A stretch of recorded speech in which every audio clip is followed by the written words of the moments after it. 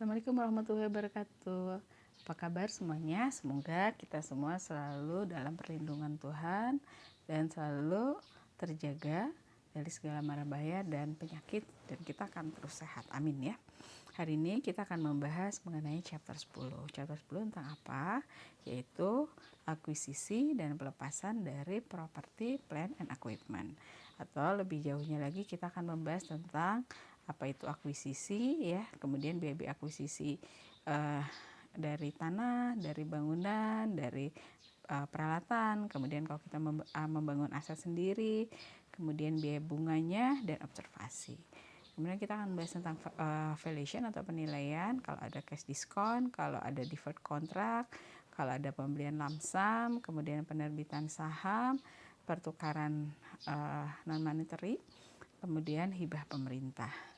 Berikutnya lagi biaya yang ditambahkan setelah akuisisi. Jadi ada kalau ada tambahan, kalau ada peningkatan improvement, kemudian ada penggantian, kalau ada rearrangement dan organization, kemudian kalau ada perbaikan dan ringkasan. Terus yang terakhir adalah pelepasan dari aset dari PPA tadi ada penjualan maupun involuntary conversion. Yang diharapkan setelah belajar kita bisa menjelaskan apa itu namanya property, plant, and equipment, mengidentifikasi biaya-biaya yang termasuk dalam property, plant, pabrik ya, dan equipment. Kemudian menjelaskan permasalahan yang terkait dengan membangun sendiri aset, kemudian yang terkait dengan kapitalisasi bunga, yang terkait dengan akuisisi dan penilaian plant asset. Kemudian menjelaskan juga pelakuan akuntansi atas biaya yang ditambahkan setelah akuisisi, dan menjelaskan pelakuan akuntansi kalau terjadi pelepasan properti, plant, dan equipment. Property, plant, equipment ini adalah bagian dari aset tetap. Hanya sekedar mengingatkan, aset tetap itu adalah aset berwujud yang dimiliki untuk digunakan dalam produksi atau penyediaan barang atau jasa untuk disewakan kepada pihak lain atau untuk tujuan administrasi, dan diharapkan digunakan selama lebih dari satu periode. Ya, jadi property, plant, equipment yang sering disebut juga plant asset atau aset tetap, yang kita maksud di sini adalah yang digunakan untuk operasi, tidak untuk dijual. Ya, jadi aset tetap yang digunakan untuk operasi, karena di aset tetap dia long term, jadi jangka panjang lebih dari 1 tahun dan biasanya didepresiasikan. Dan ada wujud fisiknya ya, ada substansi fisiknya. Termasuk di sini ada tanah, ada bangunan. Bangunan itu bisa kantor, pabrik, gudang, kemudian peralatan bisa mesin, bisa furniture, bisa perlengkapan tools ya. Mengulang sedikit, pengakuan aset tetap katanya diakui jika dan hanya jika besar kemungkinan manfaat ekonomis di masa depan berkenaan dengan aset tersebut akan mengalir ke entitas, dan biaya perolehan aset tersebut dapat diukur secara andal. Kedua syarat ini harus terpenuhi. Kemudian kriteria pengakuan ini berlaku pada saat pengakuan awal dan untuk biaya setelah perolehan awal, karena meskipun ketika ada biaya perolehan awal ya, biaya perolehan aset, tapi seringkali sesudah itu ada biaya yang dikeluarkan yang bisa menambah nilai aset tersebut. Nah, sekarang ada yang namanya biaya historis. Biaya historis itu adalah sejumlah uang atau yang setara dengan kas gitu ya, untuk memperoleh aset sampai di lokasi dan siap untuk digunakan. Secara umum biaya ini termasuk biaya pembelian ya. Biaya pembelian itu termasuk kalau impor, misalnya ada biaya impornya, ada biaya pajaknya, tapi semua biaya yang keluar ya, dikurangi diskon dan rabat. Kemudian juga biaya yang harus kita atribusikan untuk membawa si aset tersebut ke lokasi sampai siap digunakan oleh entitas. Atau komponen biaya perolehan tadi kan udah disebutin ya, ada biaya perolehan awal ya, ada harga perolehan termasuk biaya impor dan pajak impor yang tidak dapat dikreditkan setelah dikurangi diskon pembelian dan potongan yang lain. Artinya misalnya PPNBM itu pajak penjualan atas barang mewah itu kan bisa dikrediti ya. Nah, itu biasanya dibebankan sebagai aset ya, biaya perolehan aset atau biaya masuk dan biaya masuk tambahan. Itu juga biasanya dibebankan sebagai biaya aset. Kemudian biaya-biaya yang dapat diatribusikan secara langsung untuk membawa aset ke lokasi dan kondisi yang diinginkan agar siap digunakan. Termasuk juga jika ada adalah biaya pembongkaran dan pembinaan aset dan restorasi lokal aset. Biasanya ini terjadi kalau memang harus dibongkar. Nanti kita bahas lebih lanjut ya. Kemudian kewajiban tersebut bisa timbul ketika aset tersebut diperoleh atau ketika entitas menggunakan aset tersebut untuk tujuan selain menghasilkan persediaan. Nah, sekarang kita bahas tentang biaya diatribusikan langsung. Termasuk di sini adalah biaya imbalan kerja yang timbul dari pembangunan atau akuisisi aset tetap. Kemudian biaya penyiapan lahan untuk pabrik, biaya handling dan penyerahan awal, biaya perakitan dan instalasi, biaya pengujian aset, apakah aset itu berfungsi dengan baik. Tentu setelah dikurangi hasil penjualan produk dan biaya-biaya komisi, karena kadang-kadang untuk memperoleh aset tersebut kita harus bayar-bayar ya. Bila terjadi pengeluaran yang seharusnya tidak diperlukan, misalnya dalam proses handling terjadi kecelakaan kerja sehingga kita harus mengeluarkan biaya berobat, atau misalnya waktu kita masang ya, entah masang misal pipa atau peralatan yang lain, ada kesalahan sehingga pipa harus diganti dan jam kerja itu bertambah, atau misalnya karena ada pelanggaran sehingga dikenakan denda. Nah, semua biaya tadi itu tidak bisa masuk sebagai atau tidak dikapitalisasi pada aset tetap, tapi masuk sebagai beban. Jadi hati-hati ya, yang dikapitalisasi menjadi aset tetap itu sejumlah perolehan ya, sejumlah perolehan tapi di luar yang ini. Ya, ini nih contohnya nih. Berikutnya lagi, nah sekarang kita ambil contoh yang dapat diatribusikan. Misalnya PT XYZ membeli sebuah rumah tua di kawasan kota untuk dibongkar dan dijadikan pusat pembelanjaan. Diketahui biaya yang timbul ada harga pembelian 10 miliar, PPN 1 miliar, BPHTB 500 juta, biaya notaris 100 juta, biaya jamuan dan entertainment 25 juta, komisi agen 100 juta, sewa ekskavator 50 juta, upah kulit pembersih puing 20 juta. Pertanyaannya, apakah semua ini bisa masuk dikapitalisasi sebagai aset? Ternyata di luar biaya jamuan dan entertainment ini bisa dikapitalisasi sebagai aset ya.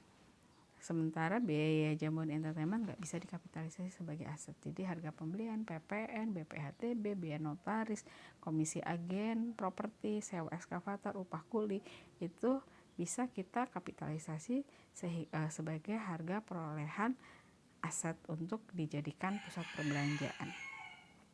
Nah, yang bukan komponen biaya perolehan apa? Misalnya biaya pembukaan fasilitas baru, biaya pengenalan produk, biaya penyelenggaraan bisnis di lokasi baru termasuk biaya pelatihan staf, biaya administrasi dan overhead umum, biaya saat alat belum beroperasi penuh, kerugian awal operasi, biaya relokasi dan reorganisasi operasi entitas, hasil dari aset sebelum dimanfaatkan, misalnya ada aset lahannya belum digunakan tapi ada parkir gitu ya. Nah, itu juga masuk sebagai biaya yang bukan komponen biaya perolehan. Kemudian laba internal jika aset tersebut merupakan persediaan perusahaan, itu semua tidak masuk sebagai biaya perolehan suatu aset. Kemudian kan tadi sudah disampaikan bahwa setelah aset diperoleh kadang-kadang kita harus melakukan biaya-biaya lagi. Ini ada beberapa, ada biaya pemeliharaan dan perbaikan. Kalau biaya pemeliharaan dan perbaikan tidak dikapitalisasi sebagai aset tapi diakui sebagai beban. Contohnya adalah perawatan, suku cadang kecil. Kalau kemudian misalnya aset ini diganti ya. Jika aset ini diganti tapi kemudian menambah aset dalam arti masa manfaatnya memenuhi kriteria aset memiliki masa manfaat lebih dari 1 periode dan dapat diukur dengan andal, komponen yang diganti tidak dicatat sebagai aset. Ya, jadi penggantian aset akan menambah aset jika memenuhi kriteria aset. Ya, jadi asetnya itu misalnya bertambah gitu ya secara kualitas atau secara usia bertambah.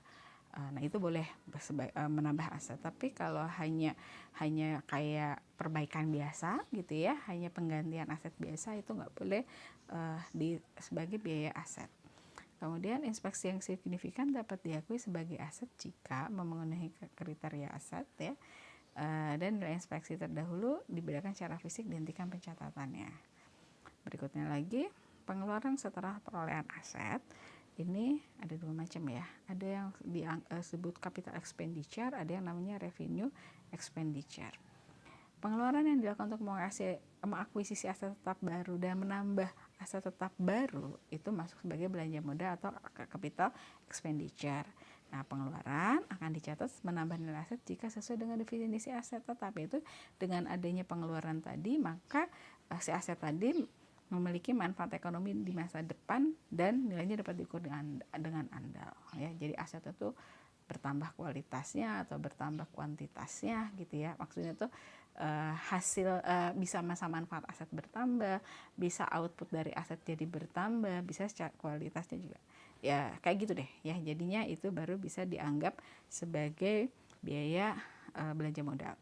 Kemudian pengeluaran untuk memperbaiki, untuk memelihara aset yang tidak memberikan manfaat di masa mendatang kita sebut sebagai revenue expenditure, sebagai belanja pendapatan, dan dia akan masuk sebagai biaya atau beban pemeliharaan. Nah, berikutnya lagi, perusahaan seringkali menilai property, plant and equipment ini bisa menggunakan cost method atau biasanya biaya historis ya, atau kita menggunakan fair value method atau harga pasar. Mungkin bisa terjadi revaluasi. Sekarang kita bicara tentang apa aja sih yang termasuk dalam biaya perolehan tanah ya. Misalnya salah satunya adalah harga beli gitu ya. Kemudian closing cost seperti misalnya, jadi kan untuk memperoleh tanah itu kita seringkali harus bayar notaris, harus bayar biaya biaya balik nama, bukan biaya balik nama, BPHTB gitu ya. Ada beberapa biaya yang terkait dengan perolehan si aset tadi. Kemudian juga si tanah ini kan mungkin untuk sampai siap dipakai, entah dia ada biaya pembersihan, kalau dulunya dia rawa agar tanah itu siap pakai mungkin ada biaya pengurukan dan sebagainya. Kemudian juga bisa ada juga mortgage ya, dan tambahan biaya untuk peningkatan tanah tadi sehingga masa manfaatnya menjadi tidak terbatas. Nah, kalau penambahan dengan masa manfaat yang terbatas, misalnya kita tambahin lahan parkir, kemudian jalan gitu ya, pagar, itu disebut sebagai land improvement dan itu bisa didepresiasi. Kenapa? Karena masa manfaatnya terbatas, sementara tanah itu masa manfaatnya tidak terbatas. Nah, si tanah ini bisa dikategorikan sebagai investasi, tapi bisa juga sebagai inventory. Tapi bisa juga tadi ya yang siap digunakan, yang bukan siap digunakan, yang dioperasikan ya. Kalau tanah ini diakuisisi, kita beli, kita peroleh untuk spekulasi, namanya masuk ke dalam golongan investasi. Tapi kalau tanah ini misalnya real estate beli tanah banyak, satu saat dia akan dijual, itu akan masuk sebagai persediaan. Sementara kalau yang kita bahas tadi, yang kita bahas saat ini sebenarnya untuk digunakan dalam operasi perusahaan. Nah, ya, biaya perolehan tanah tadi sudah disampaikan, termasuk harga transaksi pembelian ya, termasuk tanamannya, prasarana, bangunan di atasnya, yang mungkin kadang-kadang kita perlu tanah tapi di dalam tanah tadi ada bangunannya, tapi bangunannya nggak akan digunain. Tapi waktu kita beli harus beli semua gitu, itu tetap masuk bagi biaya perolehan. Bahkan mungkin bangunan itu harus dimusnahkan, harus rata jadi tanah, itu masih masuk sebagai biaya perolehan. Kemudian biaya konstruksi atas pembuatan tanah jika lahan tanah itu diciptakan, misalnya reklamasi tanah di pantai, di laut, nah itu kan ada biaya pembuatannya ya, nah itu juga harus dihitung. Biaya ganti rugi penghuni, relokasi, harga pembelian tanah pengganti. Misalnya kalau kita menggusur, selain kita dapat tanahnya, kita kan harus bayar tuh sama penduduk agar dia pindah. Nah, itu masuk sebagai biaya perolehan tanah. Kemudian biaya komisi, perantara, notaris, biaya pajak penjualan, biaya pengurusan sertifikat tanah, biaya administrasi hukum lainnya. Nah, itu juga masuk. Kemudian biaya pinjaman sesuai dengan kriteria kapitalisasi biaya pinjaman dan biaya pematangan tanah. Nah, tadi sudah disampaikan sebenarnya pengeluaran setelah tanah diperoleh yang dapat meningkatkan manfaat ekonomis sehingga kinerja atau umur ekonomis tanahnya itu bisa ditambahkan kepada harga perolehan tanah. Misalnya biaya pengurukan untuk dan untuk meninggikan tanah yang sering banjir misalnya.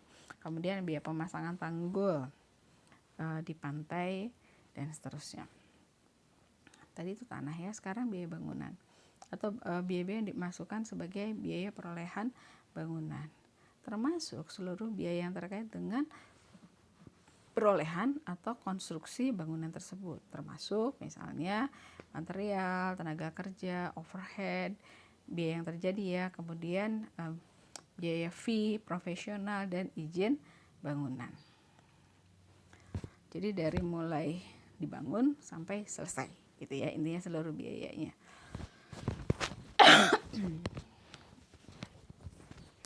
Termasuk juga di sini adalah biaya bunga kalau kita bangun sendiri dan kita memperoleh pinjaman. Kemudian harga beli bangunan, pengurusan hak perolehan bangunan, fee profesional dan izin pendirian bangunan, sama ya biaya ini. Termasuk adalah biaya untuk menghitung bangunan atau kapitalisasi bangunan.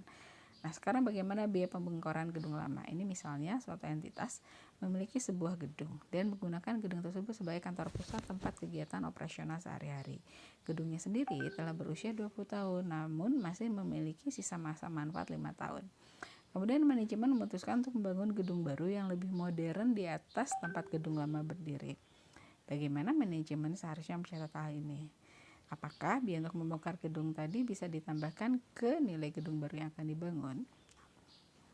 Atas gedung lama yang akan dihentikan penggunaannya, manajemen harus mengubah estimasi sisa manfaat dan melakukan penyesuaian atas jumlah penyusutan sehingga sedemikian sehingga pada saat akan dibongkar gedung lamanya nilainya nih. Maksudnya gini, kalau misalnya katakanlah bangunan itu nilainya adalah 2,5 miliar ya bangunannya. Kemudian masih sudah disusutkan 2 miliar, tinggal 500 juta lagi, nah karena masa manfaat masih 5 tahun lagi. Tapi kemudian mau dibongkar. Nah, gedung lamanya harus dibuat nihil, jadi penyusutannya harus dirubah gitu ya, disesuaikan sehingga ketika dibongkar nilainya jadi nihil. Yang tadinya 500 juta untuk 5 tahun ya sampai dibongkar tuh harus jadi 0, jadi penyusutannya jadi lebih besar. Kemudian atas biaya pembongkaran, nah entitas harus mencatat sebagai beban periode berjalan karena gedung lama memang sudah ada dan bukan perolehan untuk membangun gedung baru. Jadi si biaya pembongkaran itu tidak masuk sebagai kapitalisasi aset ya, tapi sebagai beban. Kenapa? Karena gedungnya sudah ada gitu ya.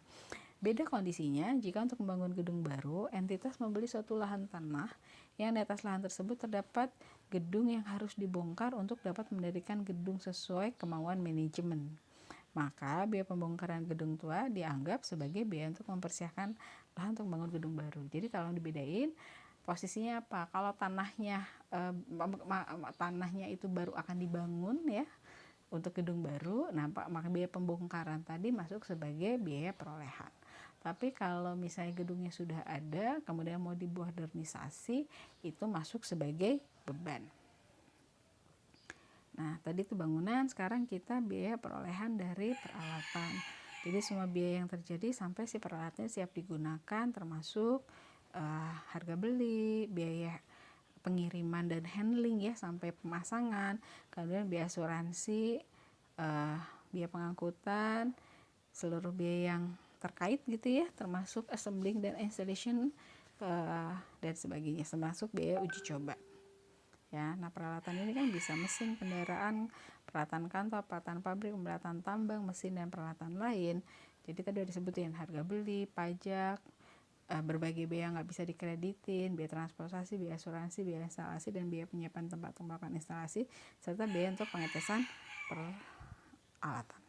Kita ambil contoh misalnya, berikut ini adalah biaya yang dikeluarkan PT Kelana dalam rangka perolehan mesin baru untuk produk barunya. 20 miliar untuk pembelian mesin, 1,3 untuk biaya tenaga kerja untuk memodifikasi dan instalasi mesin sesuai layout pabrik, 200 juta untuk penyiapan lokasi pabrik, 300 juta untuk pengiriman mesin, 1 miliar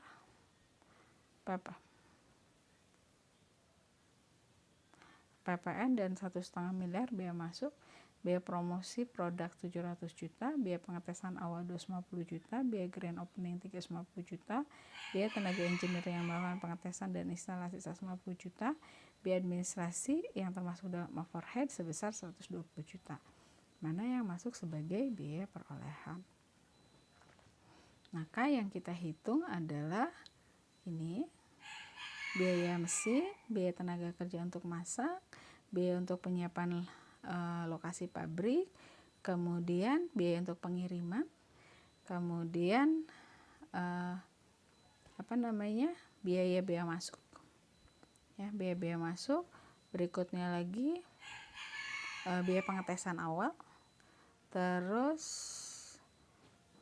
dan yang terakhir itu biaya tenaga engineering untuk melakukan pengetesan dan instalasi. Di luar itu dia tidak masuk sebagai biaya ini ya, perolehan si mesin tersebut. Yang tidak berkaitan, yang tidak boleh sebagai bagian biaya kapitalisasi mesinnya, biaya grand opening, biaya produk baru, biaya administrasi, nah itu nggak boleh masuk ya. Kemudian bagaimana dengan biaya pelatihan karyawan? Misalnya entitas memerlukan mesin baru dan tidak terdapat karyawan yang mampu mengoperasikan mesin baru tersebut, sehingga akhirnya si entitas mengeluarkan biaya pelatihan karyawan. Apakah boleh diatribusikan secara langsung atas pelatihan mesin tersebut? Jadi masuk dikapitalisasi kepada mesin. Kalau mesinnya telah berada pada kondisi yang siap untuk digunakan dan sudah memenuhi definisi dan syarat pengakuan dan pengurangan aset tetap, tapi tidak ada karyawan yang mampu mengoperasikan, maka biaya pelatihan tersebut nggak bisa tuh dikapitalisasi atau dapat diatribusikan atas pelatihan mesin. Kenapa? Karena mesinnya sudah bisa beroperasi sesuai dengan fungsinya, mau ada karyawan atau tidak ada karyawan yang siap mengoperasikan. Pengakuan aset tetap berikutnya adalah suku cadang. Tadi kan suku cadang ada yang masuk sebagai persediaan, tapi suku cadang dan peralatan siap pakai bisa saja dimasukkan sebagai aset tetap jika digunakan lebih dari satu periode dan hanya digunakan untuk aset tertentu serta komponen yang diganti tidak diakui lagi. Contoh, entitas membeli suatu komponen suku cadang dari suatu mesin. Suku cadang itu spesifik, harganya material dibandingkan nilai aset dan jangka waktunya lebih dari 1 tahun. Maka suku cadang tersebut digunakan sebagai aset pada saat pembelian dengan syarat komponen yang ada ya, yang lama yang akan diganti gitu ya, dihapuskan dari pembukuan. Nah, sekarang kita disuruh milih masuk sebagai, diklasifikasikan sebagai apa? Uang yang dipinjam untuk membangun gedung, jadi ada surat hutang gitu ya, termasuk sebagai surat hutang. Kemudian pembayaran untuk membangun tadi ya, dari surat hutang tadi itu, tapi untuk membangun gedung maka dia masuk sebagai biaya untuk membangun gedung. Kos untuk membersihkan dan menyiapkan tanah sampai siap digunakan itu masuk biaya perolehan tanah. Kemudian pajak yang terkait dengan properti yang nggak bisa dikreditin itu terkait dengan biaya perolehan tanah. Kemudian biaya biaya asuransi ya, biaya asuransi 6 bulan untuk pembangunan, jadi asuransi pembangunan gedung tadi itu masuk sebagai biaya perolehan bangunan. Kemudian refund dari si pembayaran asuransi tadi karena ternyata bisa selesai 1 bulan lebih awal, maka itu mengurangi nilai bangunan. Kemudian biaya fee-nya atau biaya honornya si arsitek itu masuk sebagai biaya perolehan bangunan.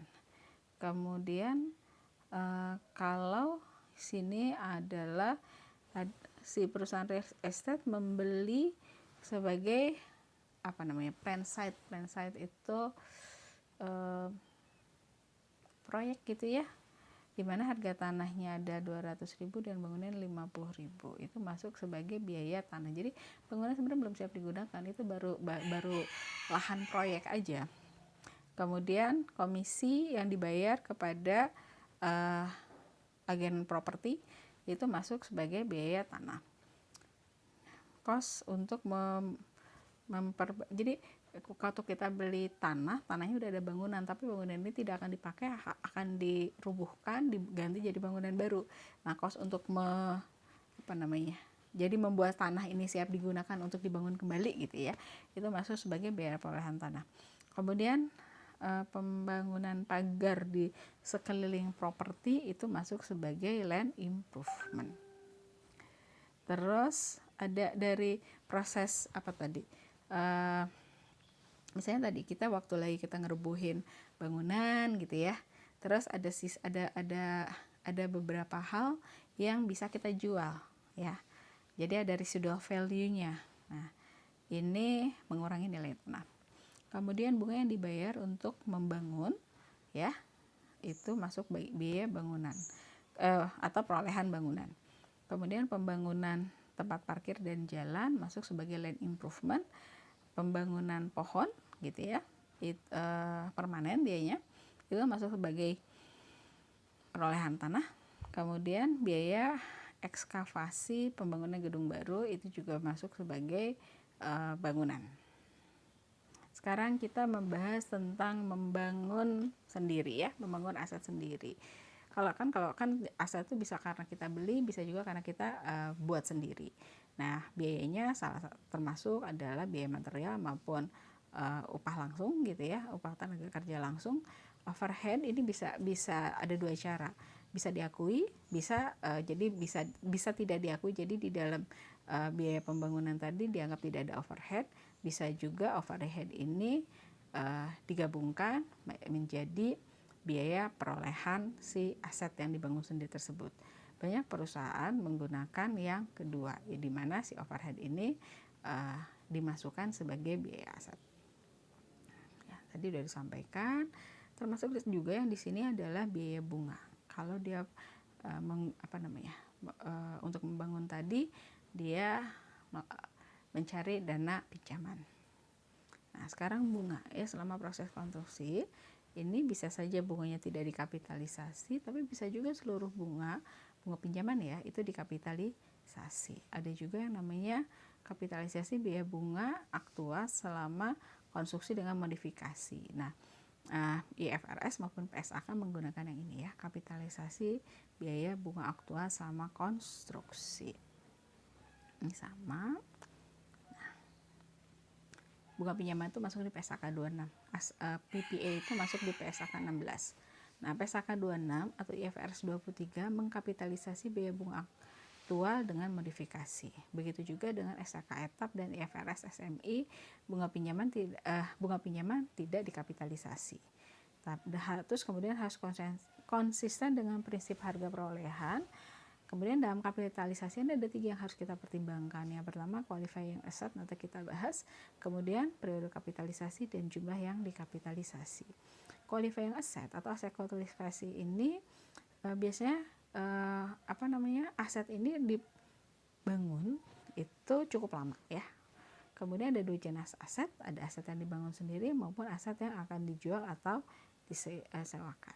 Tadi ya qualifying aset atau aset yang memenuhi syarat, ada aset yang membutuhkan waktu yang cukup lama agar siap digunakan atau dijual sesuai dengan maksudnya. Contohnya persediaan pabrik, fasilitas pembangkit listrik, aset tidak berwujud, dan properti investasi. Nggak termasuk aset keuangan, persediaan yang dipabrikasi atau diproduksi dalam jangka waktu pendek, dan aset yang siap digunakan atau dijual dengan maksudnya ketika diperoleh. Nah, sekarang kita mulai menghitungnya. Nah, tadi sudah disampaikan bahwa qualifying aset ini bisa untuk kita gunakan gitu ya, dibangun sendiri atau akan dijual disewakan. Tadi sudah disampaikan. Nah, sekarang periodenya. Kapan dimulai periode kapitalisasi? Ketika biayanya itu terjadi atau asetnya itu siap untuk digunakan atau dalam progres persiapan aset ini untuk digunakan atau dijual, atau biaya bunganya itu terjadi. Berakhir ketika aset ini benar-benar sudah siap, selesai, siap digunakan. Jumlahnya apa? Jumlah yang dikapitalisasi tadi biaya aktual yang terjadi dan available interest ya. Available interest itu adalah biaya bunga yang sebenarnya secara teori bisa kita hindari ya kalau tidak ada pengeluaran dari ya tidak bisa kita, yang seharusnya bisa kita hindari. Nah, tadi biaya bunga pinjaman ya, available interest. Tadi kan ada biaya aktual, ada available interest. Biaya pinjaman ada yang dapat hindari jika pengelolaan atas aset tidak dilakukan. Nah, kemudian kita harus lihat ada yang namanya pinjaman khusus, ada yang namanya pinjaman umum.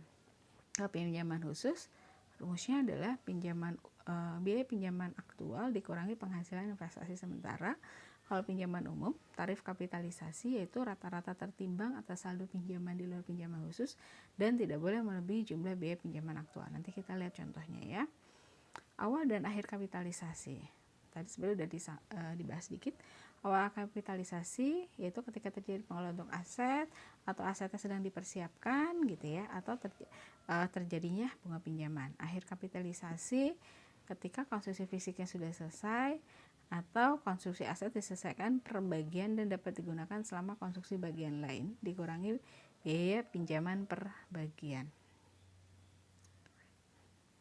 Penghentian sementara aktivitas atas aset kualifikasi yang dihentikan. Tidak dihentikan sementara pekerjaan teknik dan administratif signifikan, bagian dari proses yang diperlukan untuk mempersiapkan aset sesuai maksudnya. Kita ambil contoh sekarang. Diasumsikan sebuah perusahaan meminjam $200.000 dengan bunga 12% dari State Bank pada tanggal 1 Januari 2015 untuk tujuan khusus pembangunan peralatan ya yang digunakan untuk operasi.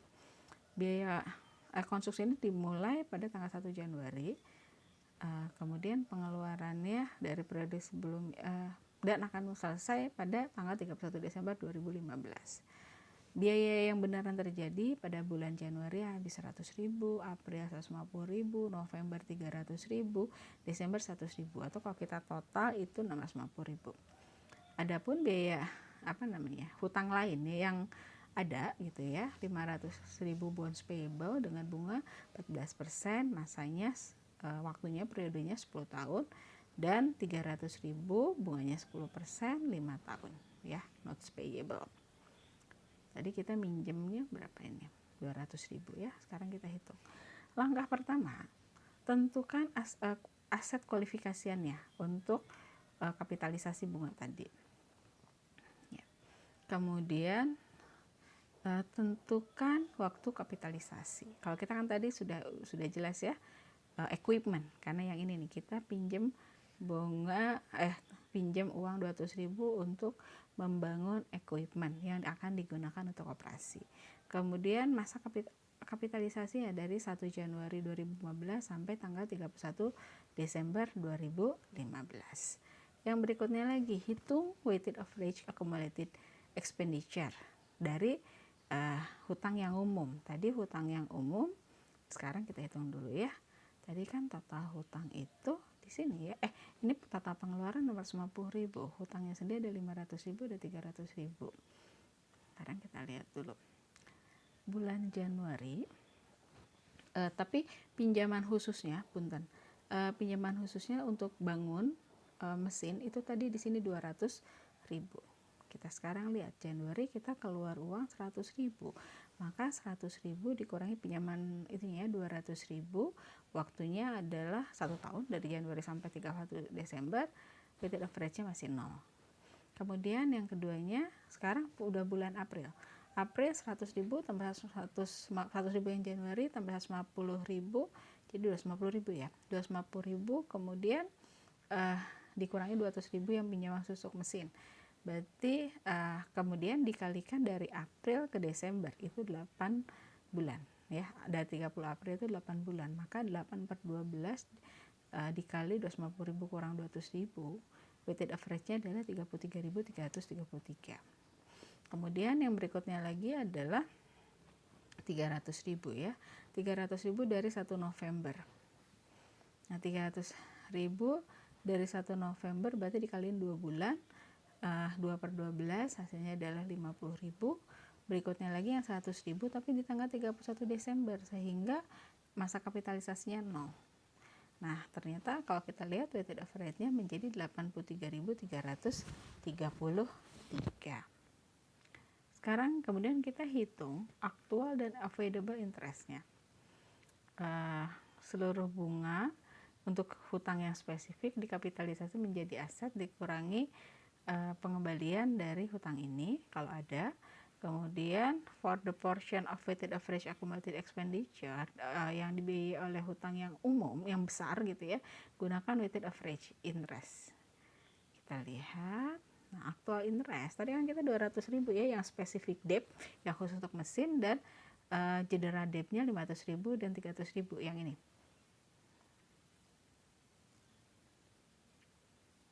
100.000 sama 300.000, 200.000 nya yang ini. Nah, bunganya coba kita lihat lagi. Yang 200.000 itu kan 12%, yang ini 500.000 14%, dan 300.000 10%. Kita lihat lagi. Nah, 200.000 kali 12% itu 24.000 aktual interestnya. Sementara yang general debt-nya 500.000 kali 14% aktual interestnya 70.000, dan 300.000 kali 10% aktual interestnya adalah 30.000.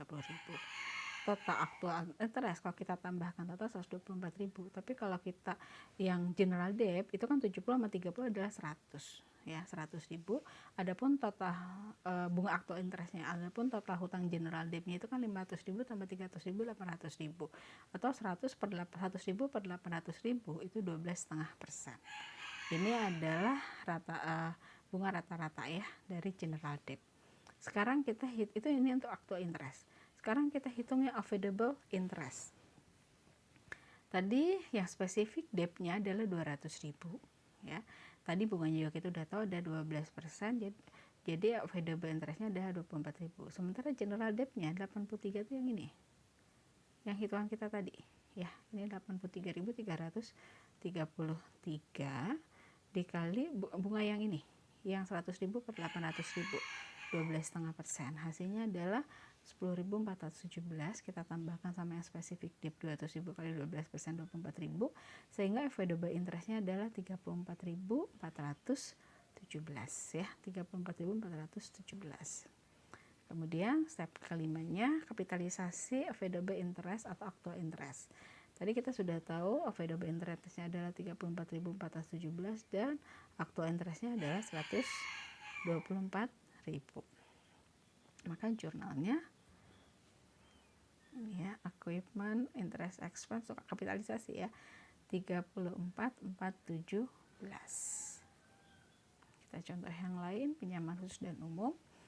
A membangun gedung senilai 2.200.000 mulai 1 Juli 2010 dan selesai tanggal 30 Juni 2011. Berapa bulan? 1 tahun ya. Nah, dengan pembayaran pada tanggal 1 Juli adalah 200.000, 30 September 600.000, 31 Maret 2011 1.200.000, dan tanggal 30 Juni 200.000, pas 2.200.000. Itu biaya membangun. Kemudian A memiliki pinjaman per 1 Juli 2010, yaitu surat hutang 4 tahun 700.000, bunganya 10%. Kemudian beban bunganya 65.000, hasil bunganya adalah 20.000 pinjaman khusus untuk pembangunan gedung. Surat hutang ini umum ya, 10 tahun 1 juta, bunganya 12,5%, dan surat hutang 10 tahun 1,5 juta, bunganya adalah 10%. Kita lihat lagi, kayak tadi kita hitung ya, kan kita mulai dari 1 Juli sampai 30 Juni 2011. Yang pertama adalah kita lihat pengeluarannya kan nih 200, 600, 1,2 juta dan 200.000 sama ya. Kemudian alokasinya per 1 Juli kita alokasinya 0. Kenapa? 200.000 dikurangi 700 yang ini surat hutang khusus untuk pembangunan gedung ya, 200.000 dikurangi 700.000 dia 0 ya, apalagi meskipun waktunya 1 tahun. 1 Juli. Kemudian pada bulan yang per 30 September tadi ya, 200.000 tambah 600.000 itu kan 800.000. 800.000 dikurangi yang ini 700.000 surat hutang khusus ya, berarti dia 100 coba dari 30 September ke 30 Juni itu ternyata 9 bulan. Jadi 100 kali 9 per 12. Kemudian yang 31 Maret itu 1.200.000 ya, 1.200.000 dikali 3 bulan Kemudian yang terakhir ada 200.000 di 30 Juni, tapi dia udah 0 bulan. Kalau kita hitung total, nilainya adalah 375.000. Kita ambil rata-rata tertimbangnya. Tadi kan kita tahu ini 1.012,5%, yang umum ya, hutang umum 1,5 juta kali 10%. Kalau kita totalin surat hutang umumnya adalah 2.500.000, maka kita hitung 12,5% yang ini dikali ini 1 juta per 2,5 juta ditambah 10% dikali 1.500.000 per 2.500.000, maka bunga rata-rata tertimbangnya adalah 11%. Sekarang pinjaman khususnya 65.000, dari mana yang hitungan tadi? Oh ini nih, sudah tentukan. Beban bunganya adalah 65.000. Kemudian pinjaman umumnya kita hitung dulu nih. Ini kan 375.000 ya. Nah, 375.000 kali 11% itu adalah 41.250. Sehingga total bunganya ini kayaknya udah salah ngitung ya. Harusnya 106.250 ya. Kita kurangin dengan pinjaman khusus ya. Bunga pinjaman khususnya ini adalah 20.000, sehingga bunga yang bisa dikapitalisasi ada 86.250.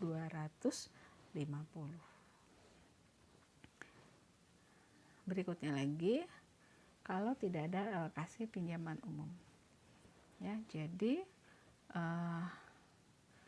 dia 200.000 pengeluaran tadi ya, langsung kaliin 1 tahun 600.000, langsung kaliin 9 bulan, kemudian 1.200.000 kaliin 3 bulan, 200.000 0 bulan, atau rata-rata untuk periode 950.000. Tadi kita udah hitung bunganya adalah 11%.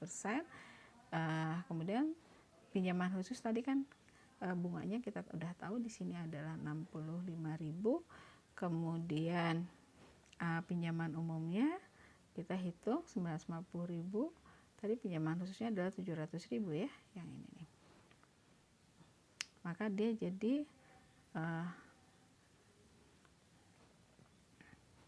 250.000, bunganya 11% atau 27.500.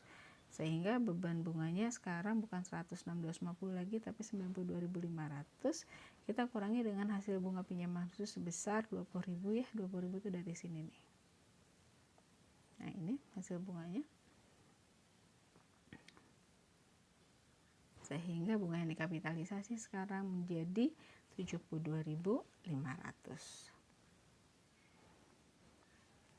Nah, ini kasusnya masih sama dengan yang sebelumnya, namun tidak ada hasil bunga pinjaman khusus. Yang lain angkanya sama, sehingga nilai kan 92.500 sama dengan yang ini nih, 92.500 ya. Tidak ada hasil pinjaman khusus, tidak dikurangi, sehingga bunga yang dikapitalisasi sekarang 92.500. Nah, kemudian ada soal lagi, pada tanggal 1 November 2014 Shala Company meminta Favor Construction untuk membangun gedung dengan nilai $1.400.000 dan biaya tanahnya adalah 100.000 yang dibeli dari kontraktor dan masuk sebagai biaya pembayaran pertama ya, sebagai pembayaran pertama. Shala kemudian membayar kontraktor sebagai berikut. Pada 1 Januari dia bayar 210.000, 1 Maret 300.000, 1 Mei 540.000, dan pada 31 Desember 450.000. Atau total dia membayar sebesar 1.500.000. Nah, Favor berhasil menyelesaikan pembangunan gedung sampai siap digunakan pada tanggal 31 Desember 2015. Nah, kemudian Shala punya hutang sampai tanggal 31 Desember 2015 ini sebagai berikut. Yang pertama, specific construction debt untuk bangun gedung tadi ya, 3 tahun 15% dari mulai tanggal 31 Desember 2014 dengan pembayaran bunga setiap tahunan ya, tanggal 31 Desember. Nilainya ada 750.000. Hutang yang lain not payable 5 tahun 10% mulai dari tahun 2011 dengan sama tahunan dibayar tanggal 31 Desember, nilainya 550.000. Berikutnya lagi, bonds obligasi 10 tahun 12%, diterbitkan 31 Desember 2010, bunganya dibayar tahunan, nilainya ada 600.000. Tolong hitung katanya weighted average accumulated expenditure untuk tahun 2015.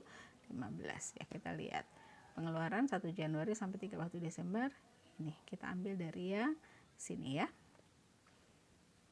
Kemudian kapitalisasinya 1 Januari sampai 31 Desember itu 12 bulan, 1 Maret sampai 31 Desember itu 10 bulan, 1 Mei sampai 31 Desember itu 8 bulan, 31 Desember sendiri adalah 0. Kemudian kita hitung saja, yang Januari dikali 210.000, yang Februari dikali yang Maret dikali 300.000 ya, 10 bulan kali 300.000. Yang Mei itu 540.000 kali 8 bulan. Kalau yang Desember nilainya 0. Dan totalnya adalah weighted average accumulated expenditure-nya adalah 820.000. Kemudian available interest-nya 750.000 ya. Tadi kan di sini ada nih. Dia 750.000, bunganya 15%. 750.000 kali 15% itu dapat 112.500. Kemudian yang ini 70.000 dapat dari mana?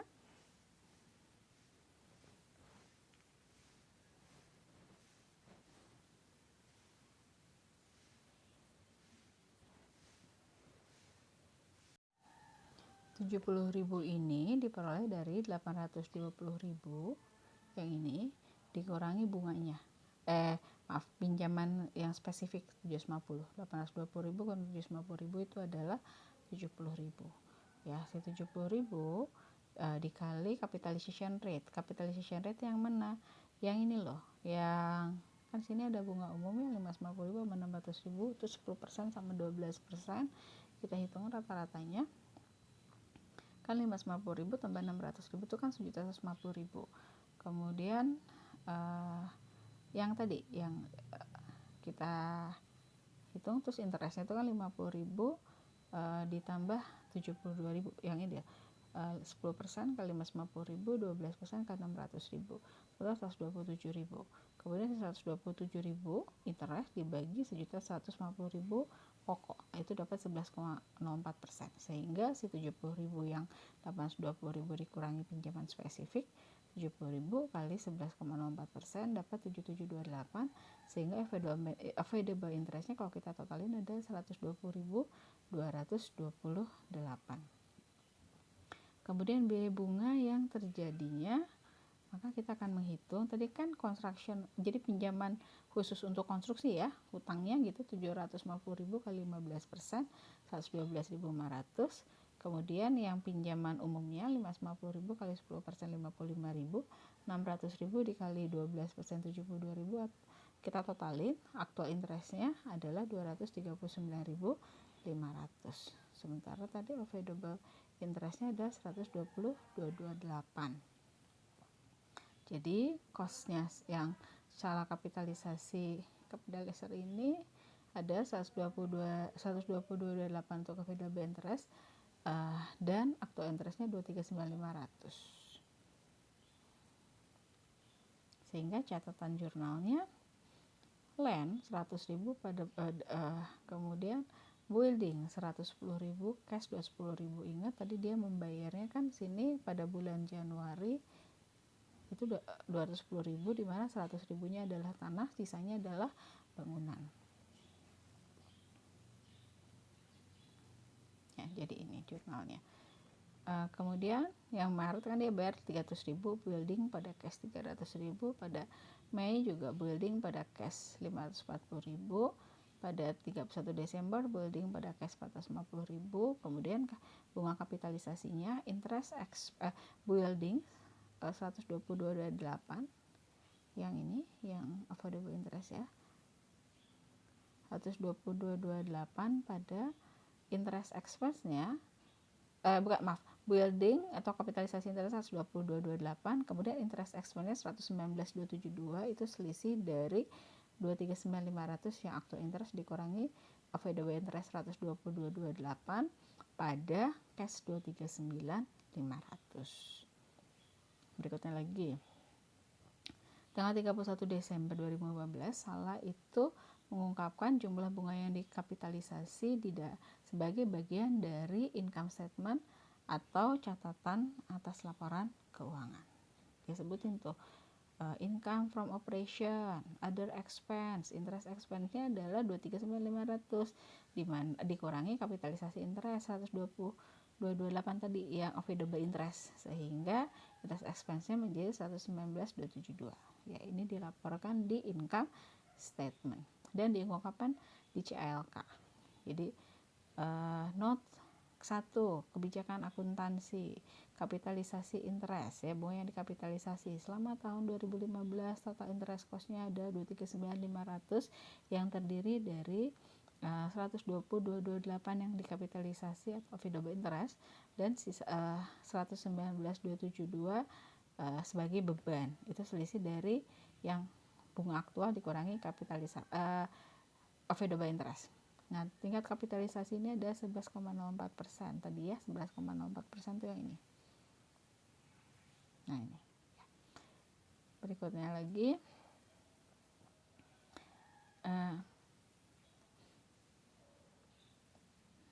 beberapa isu yang terkait dengan kapitalisasi bunga. Pengeluaran untuk tanah, apabila tanah yang dibeli ini untuk tadi ya proyeknya sebagai site atau untuk lahan proyek gitu ya, maka beban bunganya dikapitalisasi selama periode konstruksi sebagai bagian dari plan, bukan dari tanah.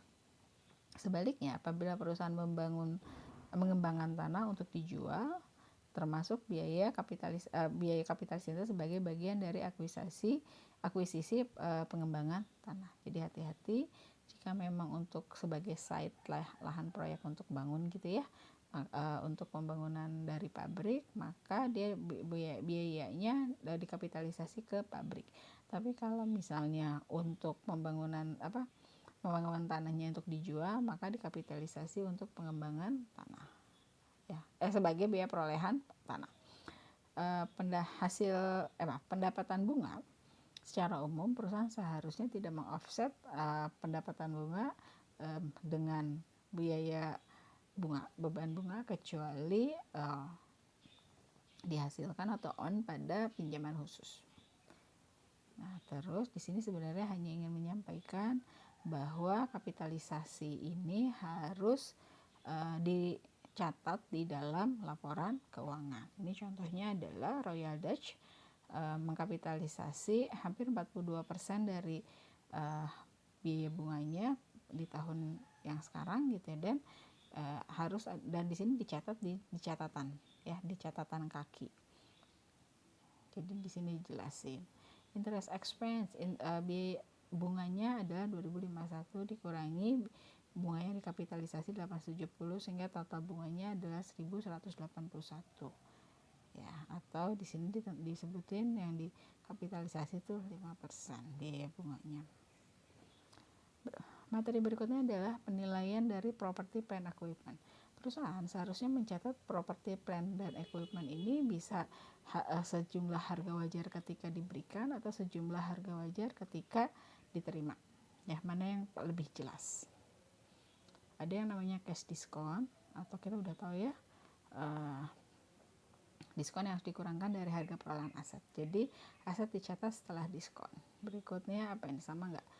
Pembayaran yang ditangguhkan atau aset yang dibeli dengan pembayaran yang ditangguhkan senilai setara tunainya. Perbedaan nilai tunai dengan pembayaran diakui sebagai beban bunga. Kemudian lump sum purchase, pembelian dan lapsan ya, dialokasi. Jadi kita beli sejumlah barang dengan harga tertentu, karena belinya banyak, harganya menjadi berbeda kalau kita hitung secara satuan. Sehingga kalau kita pengen tahu nilai masing-masing itu, kita lihat pengalokasian nilai masing-masing itu dengan cara proporsi sih sebenarnya. Dialokasikan nilai total biaya perolehan ke masing-masing aset dengan dasar nilai wajar aset. Jika asetnya diklasifikasikan atau memiliki masa manfaat yang berbeda. Berikutnya lagi penerbitan saham ya. Jadi harga pasar dari saham yang diterbitkan ini sebagai indikasi yang fair, jadi atas nilai properti tadi. Jadi kadang-kadang properti ini dibayarnya pakai saham. Nah, kalau dengan harga saham itu sebenarnya menjelaskan nilai properti itu adalah sejumlah harga wajar tadi. Kemudian pertukaran aset menggunakan nilai wajar kecuali tidak ada substansi ekonomi atau tidak ada nilai wajar yang andal. Tadi ya sudah disampaikan, penerbitan saham ini menggunakan dasar nilai wajar dari saham sebagai indikator. Jika nilai saham dapat diandalkan. Jadi kita harus lihat mana yang lebih andal, antara nilai wajar saham atau aset. Jika keduanya andal, maka nilai wajar aset yang diserahkan digunakan untuk mengukur aset yang diterima.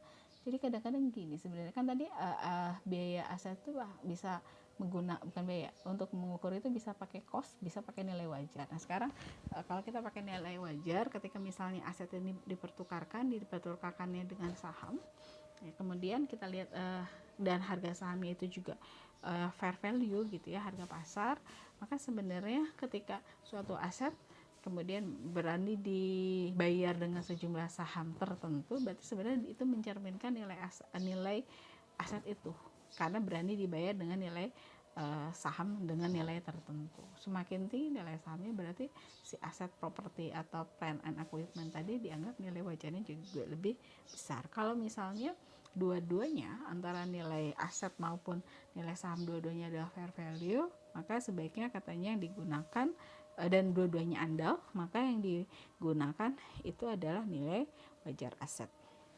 Berikutnya lagi yang namanya hibah pemerintah. Ini nggak boleh diakui sampai ada keyakinan bahwa entitas memenuhi persyaratan dan hibah akan diperoleh. Kemudian pertukaran aset ya, tadi sudah disampaikan.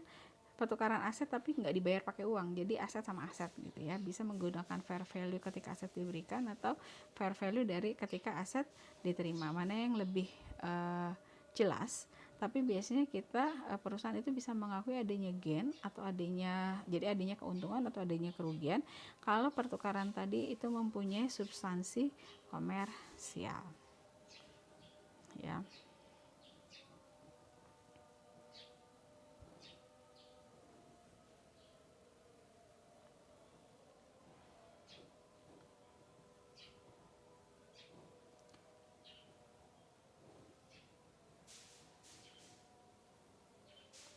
Ya, perolehan tetap dari suatu perusahaan diukur sebesar nilai wajar kecuali tidak memiliki substansi komersial atau nilai wajar aset yang diterima ini gak bisa diukur secara andal.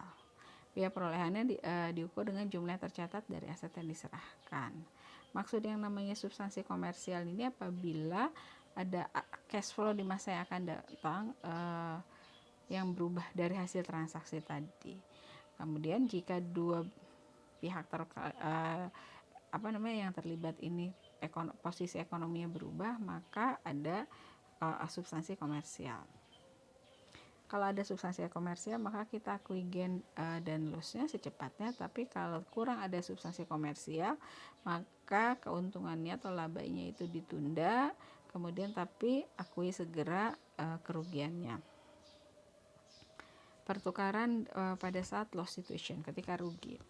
Perusahaan itu mengakui kerugian secepatnya, apapun kondisi pertukaran tadi, mau ada substansi komersial atau tidak, maka dia harus mengakui rugi. Alasannya perusahaan seharusnya tidak menilai aset lebih dari harga yang diterima ya. Jadi jika rugi itu ditunda, asetnya akan jadi overstated, nilainya kegedean. Kita ambil contoh adalah Information Processing Inc. memperdagangkan mesin yang lama dengan model yang baru di Jared Business Solution. Jadi mereka tukar-tukaran ya. Pertukaran ini ada substansi komersial di mana mesin yang lama nilainya ada 8.000, dari nilai historisnya ada 12.000 dikurangi akumulasi depreciation 4.000, jadi 8.000. Sementara fair value-nya itu cuma 6.000. Model yang baru harganya adalah 16.000. Gerald memberikan information processing a trade. Jadi pertukaran tadi ya dia sebesar 9.000 untuk mesin yang baru. Jadi dia bayar 9.000. sehingga nilainya ada sebagai berikut. Harga mesin baru ada 16.000, trade ini adalah 9.000. Jadi sebenarnya mesin lama itu dihitung senilai 9.000. Sehingga uang yang harus diterima adalah 7.000. Sementara fair value-nya adalah 6.000. Ya. Terus mesin barunya kita hitung sebagai 13.000. Kenapa? Karena mesin lama sebenarnya nilainya adalah 6.000 terus dibayar 7.000, berarti 13.000. Maka transaksinya equipment kan mesin lama kita nilai harganya 13.000, mesin baru kita nilai 13.000. Equipment 13.000. Kemudian akumulasi depresiasi dari mesin yang lama adalah 4.000. Ada kerugian 2.000. Kemudian mesin yang lama 12.000 di kredit dan cash 7.000. Kita tahu rugi 2.000 dari mana? Karena mesin fair value mesin lama itu sebenarnya kita hargain sebenarnya cuma 6.000. Ya. Tapi nilai bukunya 8.000 yang kita lihat. Biaya historisnya 12.000 dikurangi akumulasi depresiasinya 4.000, selisih 8.000. Nilai bukunya 8.000 dihargai 6.000, maka dia ada kerugian sebesar 2.000. Makanya ada loss on disposal sebesar 2.000. Sekarang kalau gain situation tadi harus ada substansi komersial. Biasanya perusahaan mencatat biaya dari pertukaran tadi pada harga wajar gitu ya, dan secepatnya mengakui gain. Kalau tidak ada, kalau kalau substansi komersialnya kurang, maka jangan dulu diakui gainnya. Misalnya interstate transportation menukar sejumlah truk ditambah cash untuk memperoleh semi truk. Truk yang lama itu nilai bukunya 42.000 atau nilai historisnya 64.000 dikurangi biaya depresiasi, akumulasi depresiasinya ada 22.000. Jadi nilai bukunya ada 42.000. Kemudian agen pembelian dari inserted ini punya pengalaman di pasar second hand ya, bilang bahwa nilai fair value marketnya si truk yang lama ini adalah 49.000. Sebagai tambahan untuk memperoleh semi truk interstate itu harus bayar 11.000. Maka hitungannya gini. Fair value truk ya yang ditukar ada 49.000 karena fair value tadi nilainya 49.000. Yang dibayar adalah kita harus bayar lagi adalah 11.000. Berarti harga semi truk yang baru yang kita mau peroleh gitu, yang interstate mau peroleh itu adalah 49.000 tambah 11.000 atau 60.000. Maka truk yang baru kita interstate peroleh itu ada 60.000. Akumulasi depresiasi truk yang lama ada 22.000. Truk yang lama itu nilainya 64.000 di kredit.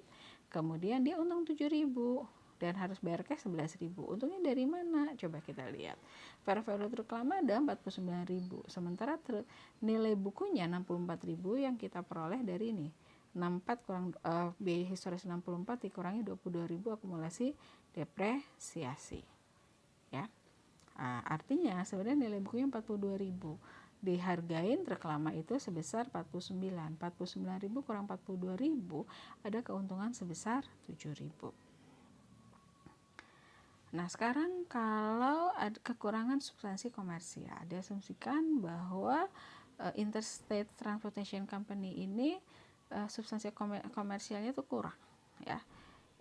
Maka interstate kan tadi sebenarnya kita tahu ya ada laba sebesar 7.000. Nah, si laba 7.000 ini harus ditunda ya, dan mengurangi nilai basis semi truknya. Jadi maka dia akan mencatat seperti ini kan, truk seminya kan sebenarnya nilainya adalah 60.000 ya. Nah, sini pun kita catat 6.000. Tapi karena substansi komersialnya kurang, maka si keuntungan itu ditunda dan nilai si semi truknya itu dikurangin sebesar si gain yang ditunda tadi, yaitu 7.000. 60.000 kurang 7.000 itu adalah 53.000.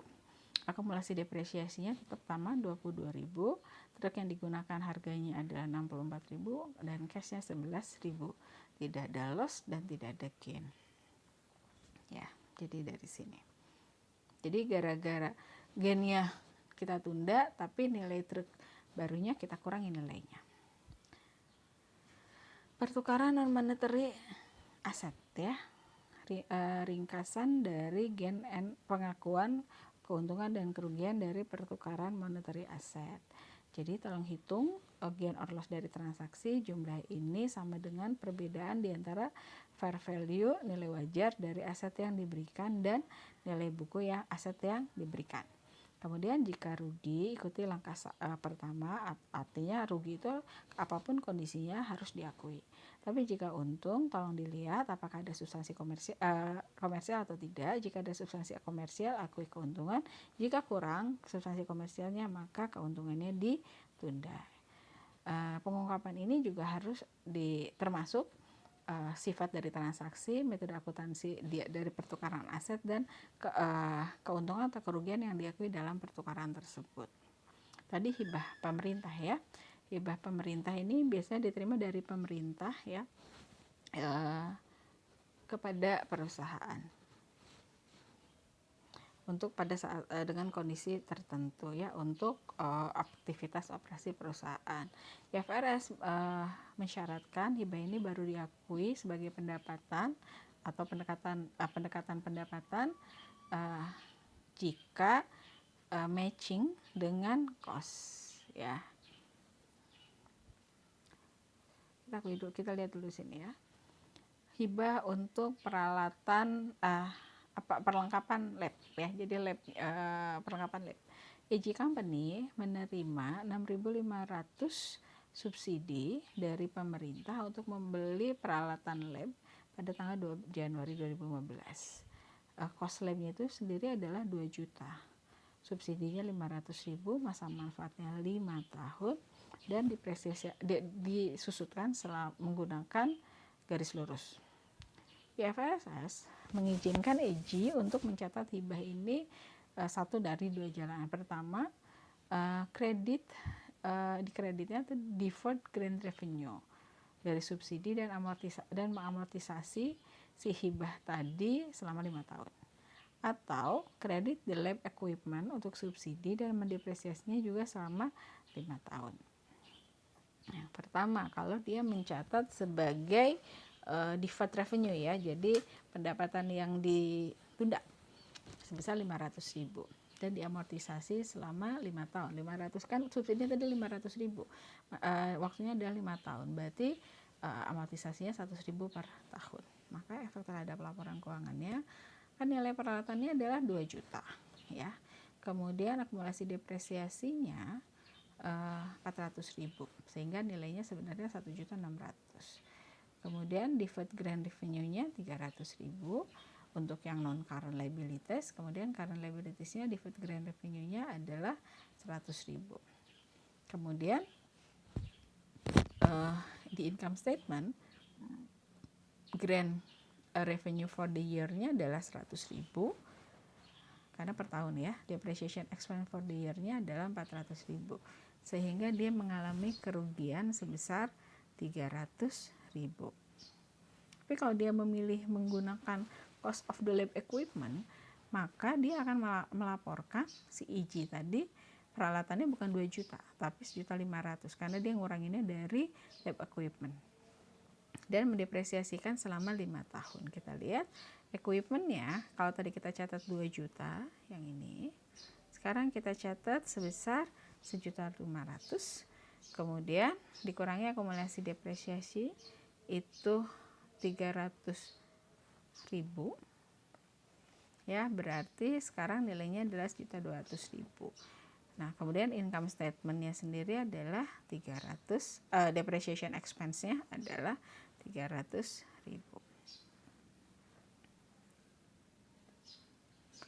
Sekarang beberapa biaya yang ditambahkan setelah akuisisi. Ya, ini biaya yang pengakuan biaya yang ditambahkan kepada akuisisi sebagai nilai aset. Jadi biaya-biaya yang terjadi itu bisa menambah nilai aset jika biayanya bisa diukur dengan andal dan mungkin akan menambah masa manfaat, benefit ekonomi di masa yang akan datang. Ya, benefit ekonominya itu apa? Bisa masa manfaat yang bertambah, bisa kuantitas produk yang dihasilkan yang bertambah, atau kualitas produk yang dihasilkan juga bertambah. beberapa pengeluaran, bisa addition. Kalau addition itu menambah ya, meningkatkan aset yang ada. Improvement and replacement, jadi si aset itu meningkat ya, misalnya ya meningkat, improvement. Improvement tuh kayak misalnya apa ya, ruang kelas ditambahin luasannya misalnya, itu kan menambah ini. Atau misalnya mesin dikasih sesuatu sehingga kapasitasnya jadi bertambah atau kualitas produk yang dihasilkannya itu jadi bertambah, itu improve. Kemudian replacement, diganti ya, penggantian asetnya. Kalau rearrangement dan reorganization itu perpindahan aset dari satu tempat ke tempat yang lain. Kalau repair cuma perbaikan. Kita lihat addition, kalau menambah itu jadi jumlahnya sebenarnya kalau addition yang ditambah ya, kapitalisasi cost, jadi tambahan tadi di kapitalisasi cost ke asetnya ya, menambah. Kalau improvement dan replacement, cost, remove cost dan accumulated depreciation di aset yang lama, kemudian akui gain or loss, kemudian kapitalisasi cost improvement atau replacement yang baru. Jadi improvement itu meningkatkan bisa mutunya si aset, bisa output asetnya itu bertambah gitu ya, itu kalau improvement. Kalau replacement sih penggantian aset biasa aja ya. Kemudian rearrangement dan reorganization, beban cost dari beban ya, dibebankan ya rearrangement organization cost sebagai expense, karena dia kan sebenarnya cuma memindahkan aset aja ya, memindahkan dari tempat ke tempat yang lain, diatur gitu loh si asetnya, di lokasinya dirubah gitu loh, sehingga itu hanya sebagai beban. Repairs itu perbaikan. Kalau ordinary biasa gitu ya, itu biasanya diakui sebagai beban. Tapi kalau major ini remove cost dan accumulated depreciation of old asset, jadi yang biaya yang lamanya itu harus di remove, diakui ada gain or loss, kemudian kapitalisasi cost of major repair-nya ya, jadi tergantung sih perbaikannya kecil atau besar gitu ya. Kalau umum yang akui beban biasa, tapi kalau besar ya tadi out assetnya itu di remove biayanya, kemudian sehingga dapat yang baru, dan itu diakui gain or loss-nya untuk biaya perbaikan tadi ya. Kemudian si biaya perbaikan tadi dikapitalisasi sebagai yang baru. Contohnya apa ya? Contohnya gini deh, kalau misalnya ada bangunan, bangunannya itu rusak, kemudian kita perbaiki. Kalau kita bangunan itu perbaiki, katakanlah bangunannya itu perbaikannya itu katakanlah gentingnya bocor gitu ya. Nah kalau genting bocor, ganti genting ya itu masuk sebagai biaya beban. Tapi kalau misalnya dia diperbaiki, perbaikinya renovasi gitu ya, sehingga bukan cuma sekedar bangunan rusak tadi jadi benar lagi, tapi si bangunan tadi masa manfaatnya jadi bertambah gitu ya, masa manfaatnya jadi bertambah, maka itu biayanya itu dikapitalisasi, bukan lagi jadi beban. Contohnya banyak bangunan-bangunan lama yang begitu direnovasi, bukan cuma sekedar bangunan itu menjadi baik kembali dan bisa digunakan, tapi tadi masa manfaatnya bertambah, atau mungkin kualitasnya jadi lebih bagus, atau mungkin kuantitasnya, ruangannya bisa jadi lebih besar. Pelepasan dari property, plant and equipment. Perusahaan kadang-kadang melepaskan property and plant and equipment itu bisa melalui penjualan, bisa pertukaran, bisa inventory conversion, atau kita abaikan. Nah, ketika terjadi pelepasan tadi, ada depresiasinya harus dihitung juga ya. Penjualan plant asset, contohnya adalah Barrett Company mencatat depresiasi dari sebuah mesin yang seharga 18.000 selama 9 tahun dengan tingkat 1.200 ya, 1.200 per tahun. Kemudian jika dia jual mesin ini di pertengahan tahun ke-10, nilainya adalah 7.000, maka dia akan mencatat depreciation expense-nya kan tadi beban depresiasinya kan 1.200, tapi kan dia ini tengah tahun, berarti kan yang didepresiasi baru setengahnya atau 600 ya, 1.200 kali 6/12. Jadi kita catat dulu depreciation expense pada accumulated depreciation-nya sebesar 600. Nah kayak gitu ya. Jadi untuk pelepasan tadi jangan lupa kita catat depresiasinya. Kemudian Barrett Company mencatat depresiasi dari mesin yang tadi ya, harga mesinnya 18.000, 9 tahun tingkat depresiasinya ada 1.200. Jika dijual tahun ke-10 nilainya adalah 7.000. Nah, tadi kita udah tahu si mesin tadi dijual dengan harga 7.000 sehingga memperoleh cash sebesar 7.000. Accumulated depreciation yang lama ada total nilainya ada 11.400. Mesinnya dikeluarkan sehingga dari kedai sebesar 18.000. Coba kita hitung.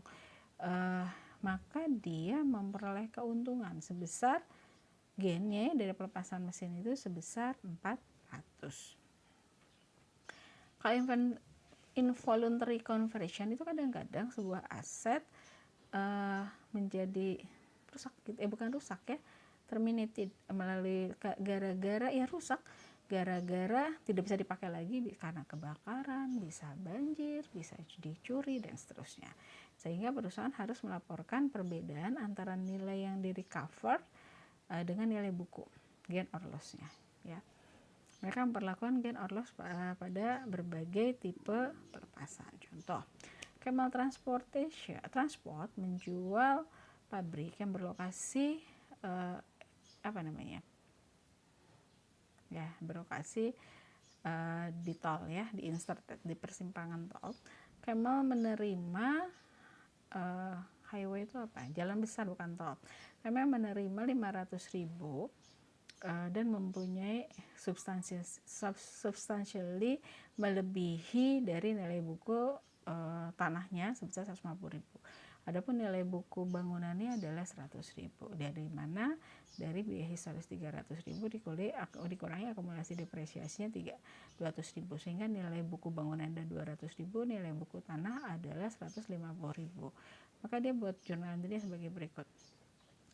Dia menerima cash sebesar 500.000, ada accumulated depreciation building 200.000, bangunan yang lama di kredit 300.000, tanah juga 150.000. Coba kita bandingin.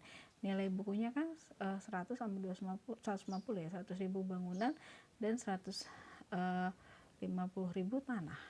Sementara dia nerima 500.000. Berarti dia ada keuntungan sebesar gainnya 250.000, 500.000 dikurangi 150.000 dan 100.000. Sampai di sini saja. Ini tadi referensinya selain dari buku KISO juga dari buku akuntansi keuangan berdasarkan SAK berbasis IFRS buku ke-1 edisi kedua dan dari Ibu Dwi Martani, akuntansi aset tetap PSAK 16. Terima kasih, semoga bermanfaat. Mohon maaf kalau ada kesalahan. Assalamualaikum warahmatullahi wabarakatuh.